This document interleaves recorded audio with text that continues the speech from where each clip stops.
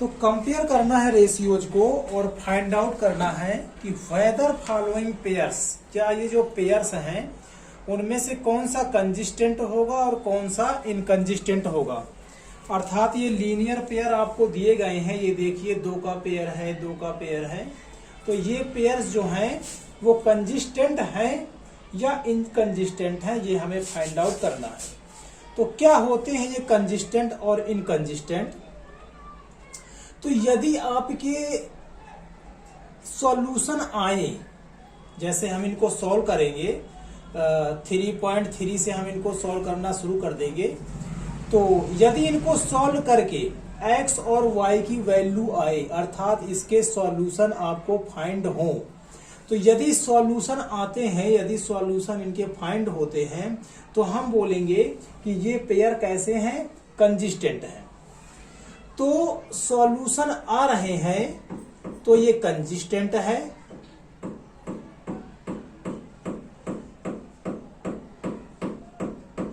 और यदि no solution है, अर्थात सॉल्यूशन उससे इन इक्वेशन से फाइंड ही नहीं हो रहा है, तो हम बोलेंगे कि ये पेयर्स कैसे हैं, तो ये पेयर इनकंसिस्टेंट है।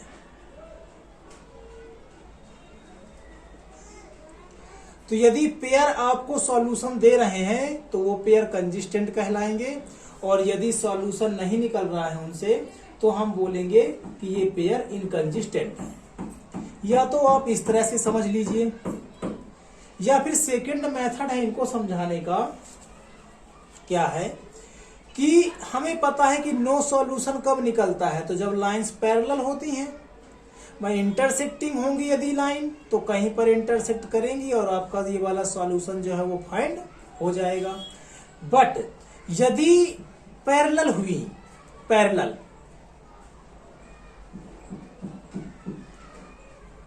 तो सॉल्यूशन आएगा ही नहीं, तब हम बोलेंगे कि ये पेयर कैसे हैं, आपके इनकंसिस्टेंट है। और यदि पैरेलल नहीं हुए, तो यदि लाइंस पैरेलल नहीं होती हैं तो क्या हो सकती हैं, या तो इंटरसेक्टिंग होंगी और या फिर कोइंसिडेंस होंगी, आपको पता है। तो इंटरसेक्टिंग होगी तब भी सॉल्यूशन आएगा, तो ये क्या हो जाएंगे, कंसिस्टेंट। और यदि एक दूसरे के ऊपर रखी हुई है ये, अर्थात यही लाइन आपकी पहली इक्वेशन है और यही लाइन आपकी दूसरी इक्वेशन है, यदि कुछ ऐसा है अर्थात कोइंसिडेंस है, तो भी हम बोलेंगे कि ये क्या है, सॉल्यूशन दे रहे हैं और ये आपके कैसे हैं, कंसिस्टेंट है। 2 मेथड हो गए। तीसरे मेथड पे आते हैं। तीसरा मेथड आपको यही बताता है कि A1, A2, B1, B2 सब कुछ फाइंड करिए, और सब कुछ फाइंड करने के बाद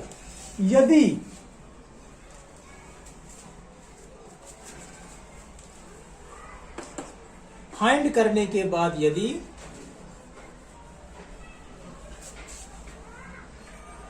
जो A1, A2 का रेशियो है और B1, B2 का रेशियो है, यदि वो इक्वल नहीं आता है, C1, C2 इसमें कैसे भी हो सकता है, इक्वल भी हो सकता है और नॉट इक्वल भी हो सकता है, C1, C2 कैसे भी हो सकता है, देखना ही नहीं है हमें सिर्फ इन्हीं दोनों को देखना है।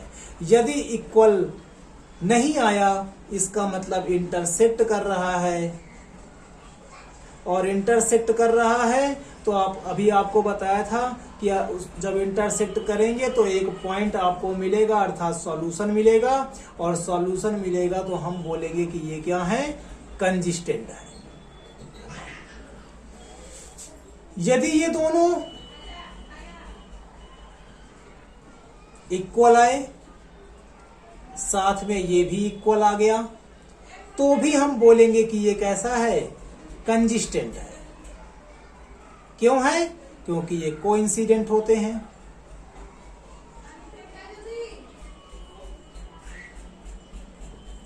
अर्थात एक लाइन के ऊपर ही दोनों लाइन दूसरी लाइन है, अर्थात बहुत सारे सॉल्यूशन है, तो एक सॉल्यूशन है तब भी कंसिस्टेंट है, और बहुत सारे सॉल्यूशन है, मेनी सॉल्यूशन है, इसमें क्या होता था, मेनी सॉल्यूशन आते थे आंसर आपके। तो मेनी सॉल्यूशन है तब भी वो कंसिस्टेंट है, और यदि एक सॉल्यूशन है तब भी क्या है, वो कंसिस्टेंट है। बट यदि आपका कुछ ऐसे आता है कि ये दोनों तो इक्वल हैं बट ये C1 C2 इक्वल नहीं है, तो ऐसे में ये क्या होते थे, पैरेलल होती थी लाइन, और पैरेलल लाइंस में सॉल्यूशन नहीं आता है, और यदि सॉल्यूशन नहीं निकलते हैं तो उनको बोलेंगे इनकंसिस्टेंट। तो पैरेलल हुआ तो इन, और यदि पैरेलल नहीं हुए, एक सॉल्यूशन हुआ या कई सॉल्यूशन हुए, तो वो हो गया आपका कंसिस्टेंट। तो ये तो बात हो गई पहचानने की। अब क्वेश्चन पेपर में आपके हो सकता है ये दे या ना दे, तो इससे कोई ध्यान नहीं रखना आपको। आपका मेथड यही है कि जब भी ये पेयर ऑफ सॉल्यूशन आप देखेंगे तो आप A1 A2 फटाफट फाइंड करेंगे, और उसके बाद इन तीनों केस में कौन सा केस है उसको पता करके आप जो है तो बता देंगे। यहाँ पैरेलल नहीं लिखा था, आप लिख सकते हो पैरेलल के लिए कंडीशन है ये, बाकी फिगर आपका बना हुआ है। तो आते हैं इसका फाइंड, A1 A2 फाइंड करते हैं। तो A1 अपॉन A2 कितना है इसमें, 3/2। कैसे लेना है A1 A2, इसके बारे में डिटेल से पिछले क्वेश्चन में बात हो चुकी है, आप उससे पता कर सकते हैं। यहाँ पे सीधे हम इनके आंसर निकालेंगे, ज्यादा कुछ बताएंगे नहीं। A1 क्या होता है, तो x का कोफिशिएंट। A1 A2 क्या होता है, सेकेंड लाइन में x का कोफिशिएंट। B1 B2 क्या होता है, तो B1 होता है y का कोफिशिएंट पहली इक्वेशन से, B2 हो जाएगा y का कोफिशिएंट सेकेंड इक्वेशन से। इसी तरह से C1 C2 क्या होते हैं आपके, तो कांस्टेंट नंबर होते हैं जिसमें x और y नहीं लिखा होता है। इक्वल को इधर हो या इक्वल के इधर हो ये कोई मायने नहीं रखता है। जैसे ये 5 7 इक्वल के इधर होते तब भी आप साइन के साथ लिख लेते, इक्वल के इधर है तब भी आपको साइन के साथ ही लिख लेना है। इसमें कोई साइन नहीं लगे हैं तो आपको ऐसे लिख देना है, कोई मैटर नहीं करता है। क्यों, क्योंकि इधर इधर भी कर देते। यदि ये 5 इधर होता तो कितना आता, माइनस का। 7 भी इधर होता तो कितना आता, माइनस का ही आता, तब भी माइनस माइनस कैंसिल होकर के वो 5/7 ही होता। इसलिए कोई मैटर नहीं करता है कि वो इधर लिखे हुए हैं या उधर लिखे हुए हैं, बट दोनों जो हैं एक जैसे ही लिखे होने चाहिए। यदि ये इक्वल के इस तरफ है तो ये भी इक्वल के इधर ही होना चाहिए, और यदि ये इक्वल के, मान के चलिए इसमें तो नहीं है, पर यदि होता 8 यदि इक्वल के इधर होता तो 9 को भी हम इक्वल के इधर ही लेते, नहीं भी होता तो उसको ले जाते हैं। ठीक, तो फटाफट बताते हैं आंसर। देख सकते हो तीनों वैल्यू क्या है, अलग अलग हैं। जब तीनों वैल्यू इक्वल नहीं होती है तो हमें मतलब होता है सिर्फ इतने से। ये रही कंडीशन। कैसी कंडीशन है, इंटरसेक्ट। और यदि इंटरसेक्ट करती हैं लाइंस, चलिए कंडीशन लिख ही लेते हैं इसमें। हम लिख सकते हैं इसमें कि A1 A2 जो है वो B1 B2 के इक्वल नहीं है, इसलिए ये क्या करेंगी, लाइंस। तो लाइंस जो है वो इंटरसेक्टिंग है, डायरेक्ट आंसर लिखेंगे हम, इंटरसेक्टिंग लाइंस है ये।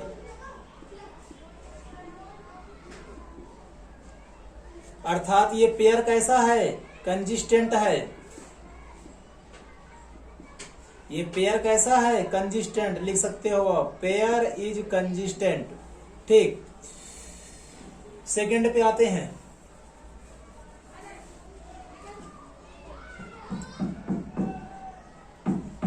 A1 अपॉन A2 कितना हो जाएगा, 2/4। B1 अपॉन B2 -3 -6, साइन के साथ ही लेना है, कट रहे हैं तो काट देना है। माइनस माइनस भी कैंसिल, 3 2 जा 6, 3 1 ऊपर और 2 डिनोमिनेटर में। C1 C2 साइन के साथ 8/9। देख सकते हैं ये दोनों वैल्यू इक्वल हैं, बट ये इक्वल नहीं है। लिखेंगे हम A1 A2 B1 B2 equal है, बट C1 C2 इक्वल नहीं है। नहीं है, कौन सी कंडीशन, ये रही। क्या आएगा, इनकंसिस्टेंट। लिख दोगे आप, पेयर इज इनकंसिस्टेंट। थर्ड पे आते हैं।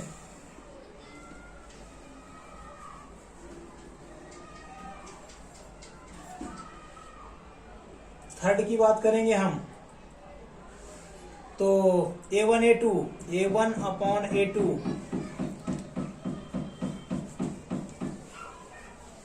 A1 कितना है आपका 3/2। लिखने का मेथड देख लीजिए, कंफ्यूजन क्रिएट हो सकती है इसमें। 3/2 आप ऐसे ही लिखोगे 3/2 अपॉन 9। पहले आपको करके दिखाते हैं, उसके बाद सिंपल वेज बताएंगे। तो 3/2 A1 पे है, ऐसे लिख दीजिए। A2 पे क्या है आपका 9 है, ऐसे लिख दीजिए। ठीक है, तो आपको पता है कि इसके अपॉन में तो ये नंबर है, बट इसके अपॉन में कोई नंबर नहीं है, तो फटाफट कितना ले लेना है आपको 1 ले लेना है। सबसे नीचे वाला नंबर सबसे ऊपर के साथ ऊपर ही रह जाएगा, तो 3 1 जा 3। ये बीच वाला नंबर बीच के पास 2 9 जा 18। ठीक है, कैंसिल करेंगे कितना आएगा 1/6, 3 6 जा 18। ठीक, यदि ये चीज समझ में नहीं आई है आपको तो आप दूसरा मेथड भी ले सकते हैं। दूसरा मेथड देखिए, 3/2 तो 3/2 ही लिख दीजिए आप। ठीक, ये नंबर ऊपर के लिए था तो ऊपर ही लिख दिया आपने। ठीक है, जैसा था वैसे लिख दिया। 9 कहाँ आता है नीचे, तो नीचे ही रखिए उसको। 9 A2 के लिए था और A2 कहाँ रखते हैं अपॉन के नीचे, तो नीचे ही रख दीजिए इसको, कोई समस्या नहीं है, सॉल्व कर दीजिए।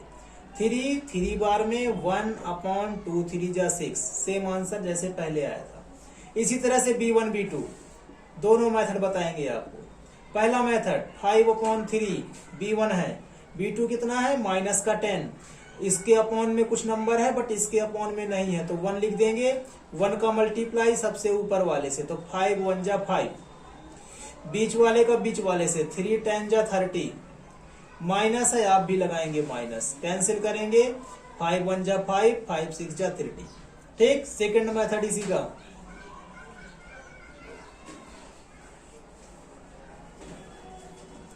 क्या करना है आपको, B1 कितना है आपका, तो B1 है आपका 5/3, तो 5/3 लिख देना है।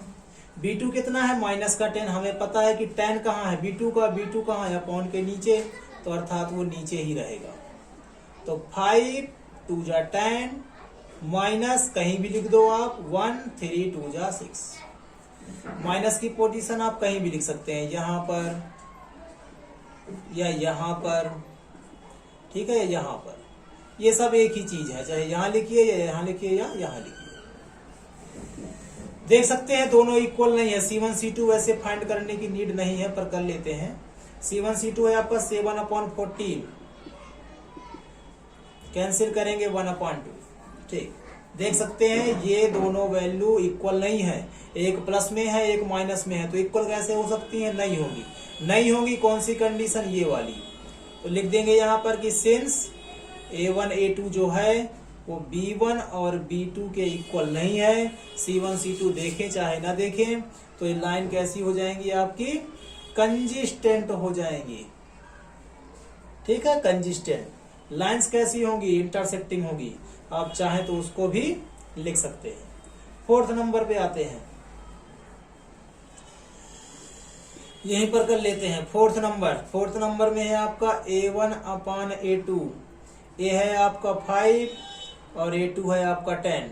कैंसिल करेंगे 1/2, बताया था माइनस कहीं भी लिख सकते हैं आप। ठीक है, B1 B2 पे आते हैं, तो B1/B2। B1 कितना है आपका, B1 है आपका -3 और B2 है आपका 6, -3 2 जा 6, सेम वैल्यू है। नेक्स्ट देखते हैं C1 C2 को, तो C1/C2, C1 कितना है 11 अपॉन -22, कैंसिल करेंगे माइनस का 1/2। देख सकते हैं तीनों वैल्यू क्या है, इक्वल हो तो ये वाला, ये है तो कंजिस्टेंट, या फिर कहें कोइंसिडेंस, या फिर कहें कंजिस्टेंट है, या फिर कहें कि मेनी सॉल्यूशन देता है, इसलिए ये क्या है, कंजिस्टेंट है। फिफ्थ पे आते हैं, फिफ्थ पे आएंगे तो A1/A2 कितना है आपका 4/3। कोई सा भी मेथड अपना लीजिए, क्वेश्चन नंबर 3 में बताया था, और नीचे कितना है 2, तो नीचे ही रहेगा। सॉल्व करेंगे तो 2 2 2/3। B1 B2 पे आइए, 2/3। C1 C2 पे 8 और ये 12 कैंसिल होगा, 4 2 जा 8, 4 3 जा 12। इसमें भी देख सकते हैं आप तीनों ही वैल्यू क्या है, इक्वल, तीनों वैल्यू इक्वल है, अर्थात ये कैसे हैं, मेनी सॉल्यूशन दे रहे हैं, अर्थात ये कंसिस्टेंट है। तो ये आंसर भी आपका क्या हो जाएगा, कंसिस्टेंट हो जाएगा।